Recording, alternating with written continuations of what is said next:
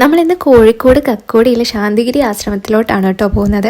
ഒരു ചെറിയ കയറ്റവും ഇറക്കവും ഒക്കെ കഴിഞ്ഞിട്ട് വേണം നമ്മൾ ആശ്രമത്തിൽ എത്താനായിട്ട്. ആശ്രമം ഏകദേശം എത്താനാകുമ്പോൾ തന്നെ നമുക്ക് ശാന്തിഗിരീൻ്റെ ബോർഡൊക്കെ അവിടെ കാണാൻ പറ്റുന്നുണ്ട്. ശാന്തിഗിരീൻ്റെ താഴെ നിന്ന് കയറ്റം കയറുമ്പോൾ തന്നെ നമുക്ക് അതിൻ്റെ ആശ്രമത്തിൻ്റെ മേൽഭാഗം കാണാൻ സാധിക്കുന്നുണ്ട് കേട്ടോ. അങ്ങനെ നമ്മളിവിടെ ആശ്രമത്തിൽ എത്തിയിട്ടുണ്ട്.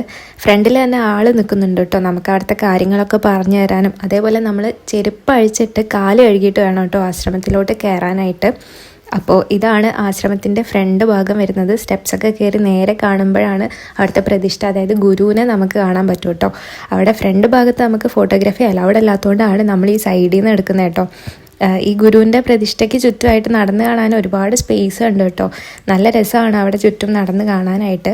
പുറത്തുള്ള വ്യൂ ആണെങ്കിലും ഒരുപാട് സ്പേസ് ഉണ്ട്. നമുക്ക് വൈകുന്നേരങ്ങളിലൊക്കെ ഫ്രണ്ട്സും ഫാമിലിയൊക്കെ ആയിട്ട് വന്നിരിക്കാനൊക്കെ ആണെങ്കിൽ നല്ല സ്പേസ് ഉണ്ട് കേട്ടോ. അതേപോലെ തന്നെ ഭയങ്കര പീസ്ഫുള്ളാണ് അവിടുത്തെ അറ്റ്മോസ്ഫിയർ എന്ന് പറയുന്നത്.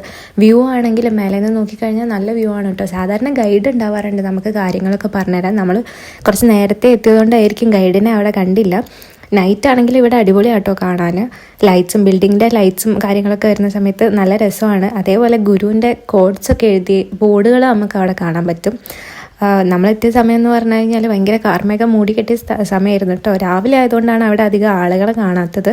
അപ്പോൾ ഇറങ്ങാൻ നേരത്തെ നമ്മളൊന്ന് ടോയ്ലറ്റിലൊക്കെ പോകാൻ ഓർത്ത് വന്ന വഴിയിൽ തന്നെയായിരുന്നു ടോയ്ലറ്റ്. അപ്പോൾ അവിടെയൊക്കെ പോയി അങ്ങനെ നമ്മൾ ഏകദേശം ഇവിടെ നിന്ന് ഇറങ്ങാൻ നിൽക്കുകയാണ്. അപ്പോൾ അത്രയേ ഉള്ളൂ ഇന്നത്തെ വീഡിയോ. താങ്ക്